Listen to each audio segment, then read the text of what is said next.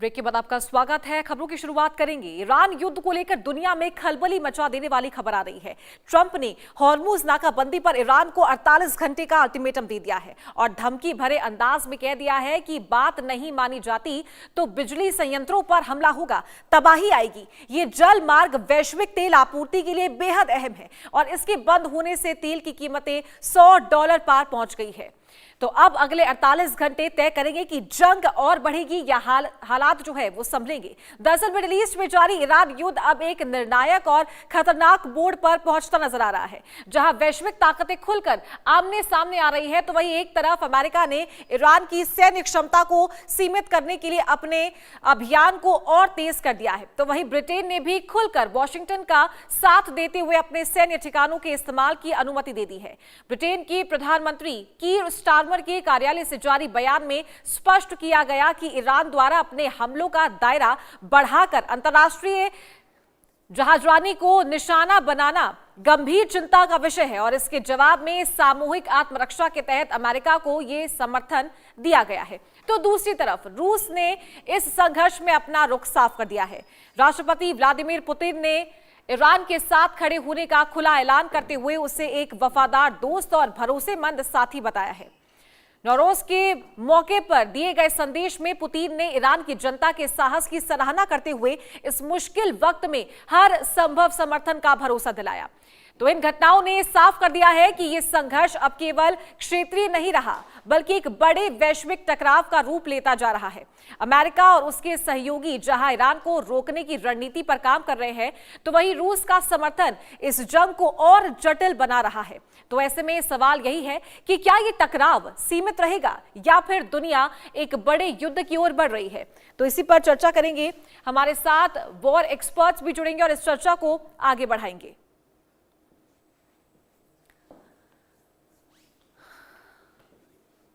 तो चलिए ग्राफिक्स के जरिए आपको समझाते हैं कि अभी ये जो जंग है ये किस मोड़ पर है।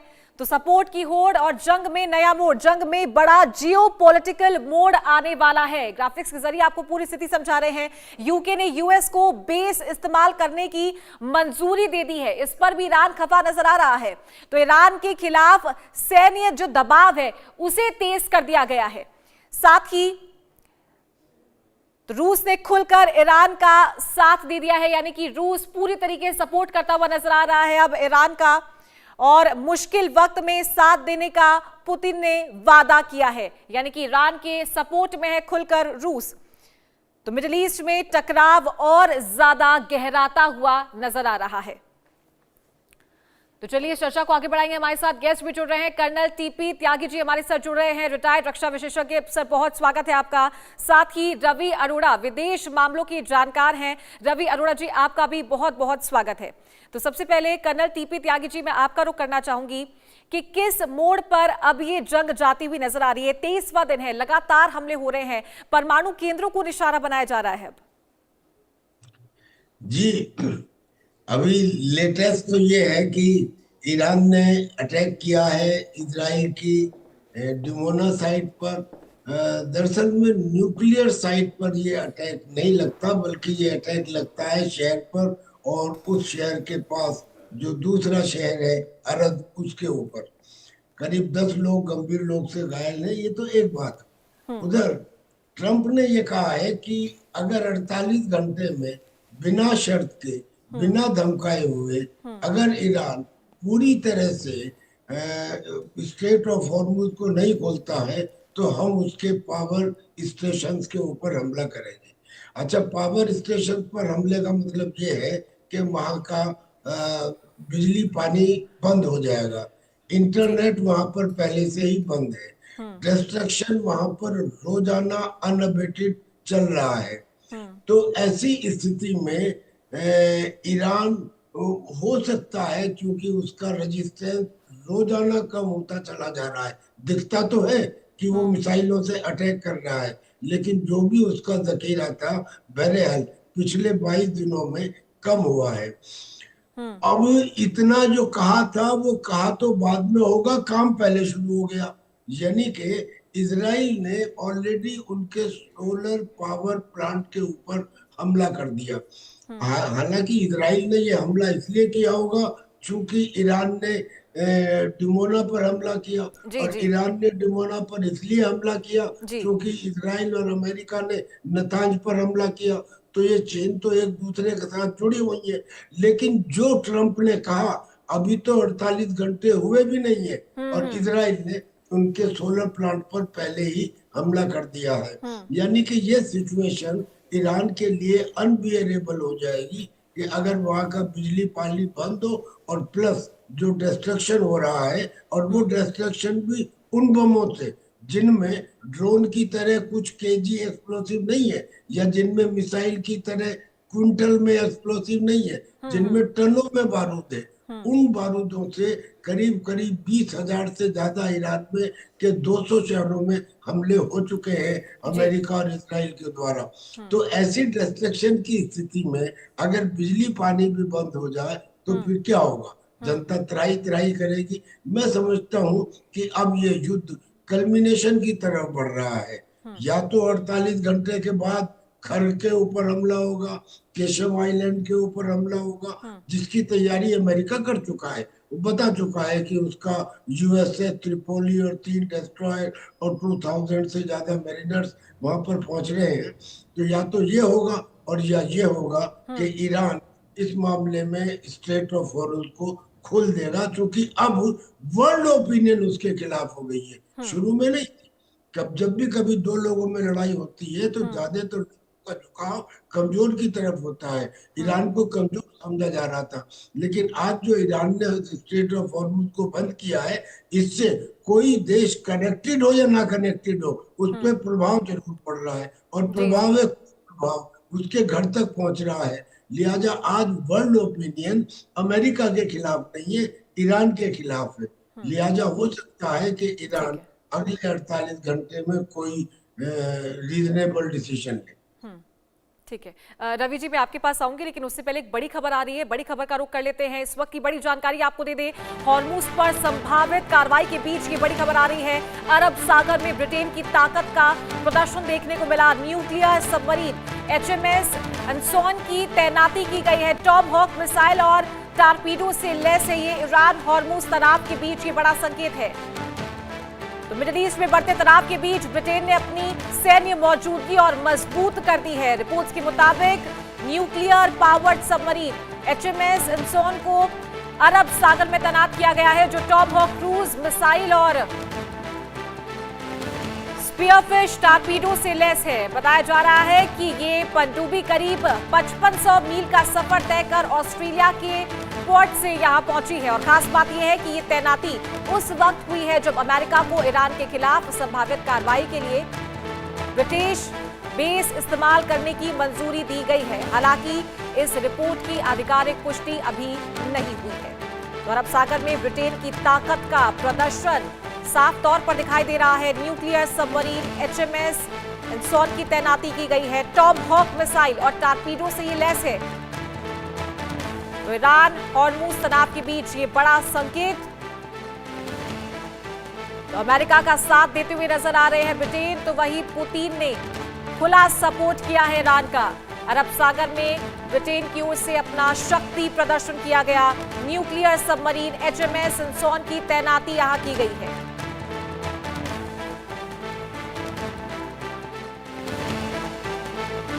और इसी बीच एक और बड़ी खबर आ रही है। इजराइल के डिमोना में बड़ा हमला हुआ है। घर के अंदर से कैद हुआ धमाके का मंजर।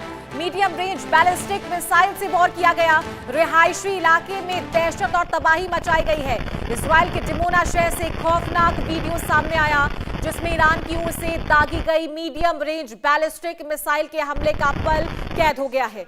ये फुटेज एक घर के अंदर लगे कैमरे में रिकॉर्ड हुई। देख सकते हैं आप, घर के अंदर की तस्वीर है, जहां अचानक तेज धमाका होता है और आसपास का इलाका दहल उठता है।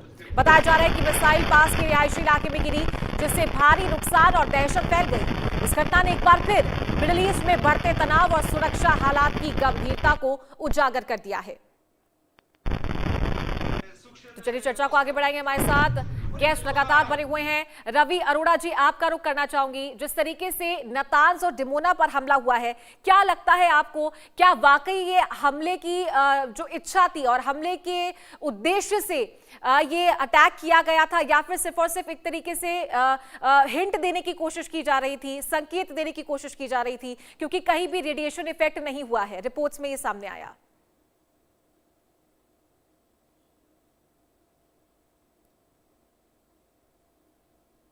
रवि जी, आपकी आवाज हम तक नहीं पहुंच पा रही है, आप अनम्यूट कीजिए। जी, अब मेरी आवाज आ रही है? जी जी, बिल्कुल बिल्कुल। जी, मैं समझता हूं कि ईरान और अमेरिका की जंग, सच्चाई ये है कि हम एक बात करते हैं कि क्या ये निर्णायक मोड़ पर है, या हम तीसरे विश्व युद्ध की तरफ जा रहे हैं। ईरान पूरा जवाब दे रहा है, लगातार जवाब दे रहा है। इजराइल में भी जिस प्रकार से धमाके हो रहे हैं, न्यूक्लियर प्लांट पर जिस प्रकार से हमले किए जा रहे हैं, मतलब साफ है कि हम तीसरे विश्व युद्ध की तरफ जा रहे हैं। क्योंकि जहां एक तरफ ब्रिटेन अमेरिका के साथ साफ खड़ा दिख रहा है, दूसरा जिस प्रकार से व्लादिमीर पुतिन का ईरान के साथ खड़ा होना, मतलब दुनिया दो फाड़ में होती नजर आ रही है। और देखिए, बेशक से मैं समझता हूं कि बैलिस्टिक मिसाइलें ईरान के पास कम हो जाए, लेकिन लगातार उसका निर्माण भी जारी है। तो ऐसे में बेशक से हथियारों की सपोर्ट ईरान या चाइना की तरफ से ना हो रही है, लेकिन फाइनेंशियली सपोर्ट कहीं ना कहीं IRGC को इन देशों के थ्रू हो रही है। और दूसरा, जिस प्रकार से अमेरिका ने नाटो देशों को काजी शेर बताया, मतलब एक चैलेंज उनके सामने खड़ा कर दिया कि इन 36 देशों का जो नेतृत्व करने वाला अमेरिका आज कहीं ना कहीं अकेला महसूस कर रहा था। उसके बाद उन्होंने ये भी कहा कि वो सब देख रहे हैं। तो मतलब साफ है कि कहीं ना कहीं ये नाटो देशों को धमकाने की तैयारी थी। ऐसे में ब्रिटेन का साथ आना और जिस प्रकार से वो सबमरीन का प्रदर्शन कर रहे हैं, जिस प्रकार से अपनी ताकत का प्रदर्शन कर रहे हैं, तो मतलब साफ है कि अब क्योंकि ब्रिटेन को मालूम है कि समर्थन देने का मतलब कहीं ना कहीं ईरान से जंग, और जो भी देश इसमें कूदेंगे कहीं ना कहीं नुकसान होगा। तो ऐसे में जितने भी नाटो देश हैं उनको सोचने पे मजबूर कर दिया। जबकि दूसरा रीजन यह भी है कि कहीं ना कहीं अमेरिका ईरान के बाद अगला टारगेट क्या करने वाला है, क्या उसका निशाना ग्रीनलैंड रहने वाला है, क्या उसका निशाना क्यूबा रहने वाला है। ऐसे में अमेरिका की जो रणनीति है वो कई विषयों पर काम कर रही है। दूसरा सबसे बड़ी बात यह है कि ईरान जिस प्रकार से जंग में जवाब दे रहा है और जिस प्रकार से दिन बढ़ते जा रहे हैं, उसका स्टेट ऑफ हार्मुज पर ना छुड़ा पाना, क्योंकि अमेरिका ने यह भी कहा कि भारत और चीन के जो सब वहां से तेल जहाज है वो जा रहे हैं, लेकिन कहीं ना कहीं यूरोपीय देशों के जो जहाज है उनको टारगेट किया जा रहा है, अमेरिकन जो जहाज है उनको टारगेट किया जा रहा है। तो मतलब साफ मैसेज है कि कहीं ना कहीं ईरान जो एक लचीला रुख अपनाए हुए चीन और भारत के प्रति, जबकि भारत ने INS विक्रांत समेत कई जंगी बेड़े वहां भेजे, लेकिन उसके बावजूद वहां पर एक लचीला रुख भारत और चाइना के प्रति है। लेकिन कहीं ना कहीं अमेरिका अपने आप को अलग थलग महसूस कर रहा है। तो ऐसे में ब्रिटेन का अब साथ आना कहीं ना कहीं उसके जो मुझे लगता है कि अमेरिका के लिए अच्छी खबर है। दूसरा मुझे लगता है कि हम तीसरे विश्व युद्ध की तरफ जा रहे हैं। ठीक है, कर्नल TP त्यागी जी, आपके पास आना चाहूंगी। खुले तौर पर जो ब्रिटेन है वो समर्थन करता हुआ नजर आ रहा है। अब सबमरीन अपना तैनात कर दिया अरब सागर में, तो वहीं रूस अब सपोर्ट कर रहा है साफ तौर पर सामने आकर के ईरान का। तो किस तरफ ये जो वॉर है ये जाता हुआ नजर आ रहा है, यानी कि अब और भीषण स्थिति आने वाले दिनों में देखने को मिल सकती है? जी हाँ, ये अंदाजा तो लगाया जा सकता है कि अगर रूस अब ईरान के समर्थन में आ रहा है, समर्थन में तो चीन भी था, रूस और चीन दोनों वेनेजुला के भी समर्थन में थे। अमेरिका ने अटैक किया, दोनों ने क्या किया, दोनों समर्थन में ही रहे ना। आज भी ईरान के समर्थन में रूस भी है और चाइना भी है। रूस ने कहा कि ईरान हमारा दोस्त है, हम ईरान के साथ खड़े रहिए। आप कर क्या रहे हैं? बिल्कुल सवाल ये।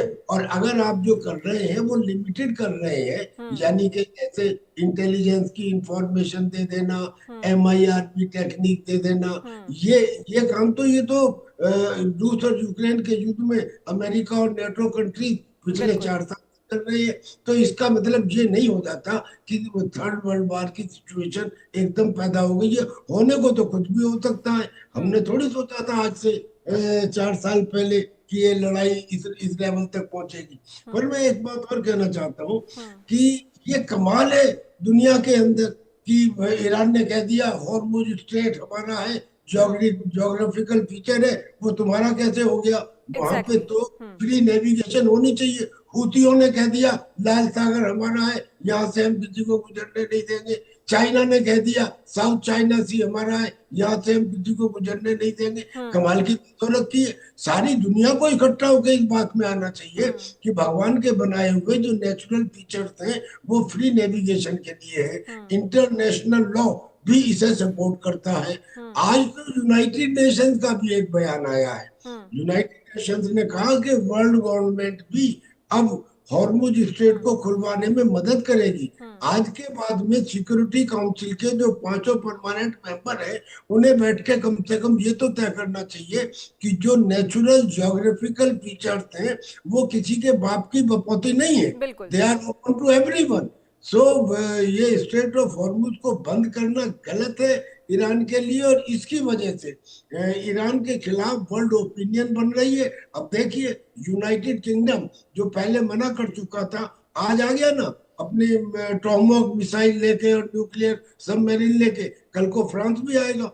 कई सारे कंट्रीज हैं जिन्होंने कह दिया। और तो और सऊदी अरेबिया और कतर जैसे देश जो अब तक ईरान के हमलों को एब्जॉर्ब कर रहे थे, सह रहे थे, लेकिन अब खुल के आ गए। कतर ने कह दिया कि 24 घंटे में ईरान का राजदूत बाहर निकले। आज सऊदी अरेबिया ने भी कह दिया, सऊदी अरेबिया ने भी 24 घंटे में ईरान के राजदूत निकालने के लिए कह दिया। खरबूजे को देख के खरबूजा रंग बदलता है। जो मिडिल ईस्ट की और कंट्रीज हैं वो भी कह देंगी। उसके बाद क्या होगा? मिडिल ईस्ट की सारी कंट्रीज जो अब तक चुपचाप बैठी थी, सह रही थी, आज वो ईरान के खिलाफ हो जाएंगी। और ईरान की तरफ अब ईरान ने अटैक किया डिमोना पे, और इजराइल में 100 लोग बताए जा रहे हैं कि 100 तो घायल है, बहुत सारे ऐसे हैं जो लापता है। ये सिचुएशन एस्केलेट होगी। तो मैं समझता हूं कि now Iran has been cornered. अगले 48 घंटे में जैसे डोनाल्ड ट्रंप ने कहा है समथिंग शुड ब्लू आउट, और अगर 48 घंटे में ब्लू आउट नहीं होती है तो बहुत मुमकिन है कि अब न केवल अमेरिका बल्कि अमेरिका के एलाइज भी ईरान के ऊपर अटैक, यानी कि हॉर्मुज स्ट्रेट को खुलवाने के लिए खर्ग आइलैंड या केशम आइलैंड, ये 2 आइलैंड है, इनके ऊपर मुझे लगता है कि 48 घंटे तक नहीं खुला तो इन पर अटैक होगा। ठीक है, आप दोनों बने रहिए हमारे साथ। इस बीच एक बड़ी खबर का रुख करेंगे। ईरान का इजराइल पर मिसाइल से हमला हुआ है। अराद शहर में ईरान का मिसाइल अटैक देखने को मिला है। जलती इमारतें मलबे में तब्दील हुई, तो 70 से ज्यादा लोग घायल हैं। अफरा तफरी का माहौल देखने को मिल रहा है। रेस्क्यू टीम और सेना मौके पर तैनात है। इजराइल के दक्षिणी शहर अराद में ईरान की ओर से किए गए मिसाइल हमले ने भारी तबाही मचा दी है। हमले के बाद कई इमारतों में आग लग गई और इलाके में मलबा बिखर गया है। अब तक 70 से ज्यादा लोगों के घायल होने की खबर सामने आई है। तो मौके पर एम्बुलेंस, पुलिस और रेस्क्यू टीमें लगातार राहत और बचाव कार्य में जुटी है।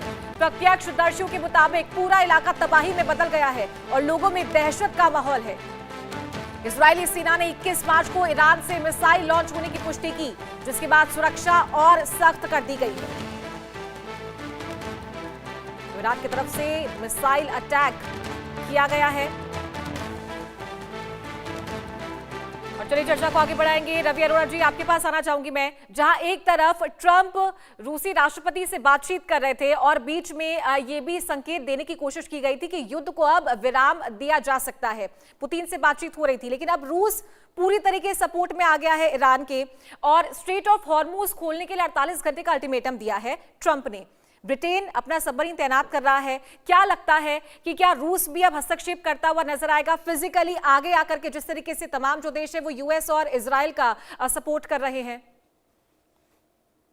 जी बिल्कुल, मुझे लगता है कि रूस जिस प्रकार से अब उसकी प्रतिक्रिया सामने आ रही है, तो यह अब देखने वाली बात है कि ऐसे माहौल में कि 4 साल से जब रूस और यूक्रेन की जंग चल रही है और ऐसे में कई बार बातचीत होने की कोशिश की गई, अमेरिका ने भी कई बार दखल दिया, लेकिन कभी बात बन नहीं पाई। लेकिन आज अभी 1 महीना नहीं हुआ, लेकिन ईरान और अमेरिका जंग के अंदर जिस प्रकार के हालात पूरी दुनिया में बन चुके हैं, मैं समझता हूँ पूरी जियोपॉलिटिक्स के अंदर एक नया बदलाव देखने को मिला है। कहीं ना कहीं आज पूरी दुनिया जो है इस युद्ध की वजह से पीड़ित दिखाई दे रही है। न सिर्फ मिडिल ईस्ट के देश, न सिर्फ साउथ एशिया, न बल्कि पूरा यूरोप भी कहीं ना कहीं इसका खामियाजा भुगत रहा है। तो ऐसे में जो डोनाल्ड ट्रंप ने सोचा था, आप समझिए, वो सिर्फ चाहते थे कि वहां पे रिजीम चेंज करना, वहां पे जो है अपना कंट्रोल करना ईरान के अंदर, लेकिन खामनेई को मारने के बावजूद वहां पर 22 दिन बीत जाने के बाद, जंग छेड़ने के बावजूद, वहां पे उनको लगा था कि 4 से 5 दिन में सारा मामला सिमट जाएगा, लेकिन बात बढ़ती चली गई और बात आ गई स्टेट ऑफ हॉर्मुज पर। स्टेट ऑफ हॉर्मुज पर आज जिस प्रकार से उन्होंने बार बार दावा भी किया अमेरिका ने कि जितनी भी इनकी जो है पनडुब्बियां हैं, जो वहां पे जो इनकी नावें हैं जिनके अंदर इन्होंने ब्लास्ट करने की तैयारी कर रखी है, तो उन सबको उड़ा दिया गया। लेकिन उसके बावजूद भी मैं समझता हूं कि जो है अमेरिका अभी तक स्टेट ऑफ हॉर्मुज पर लगातार पूरी दुनिया से आह्वान जरूर कर रहे हैं, लेकिन उस मुद्दे पर कहीं बैकफुट पर है।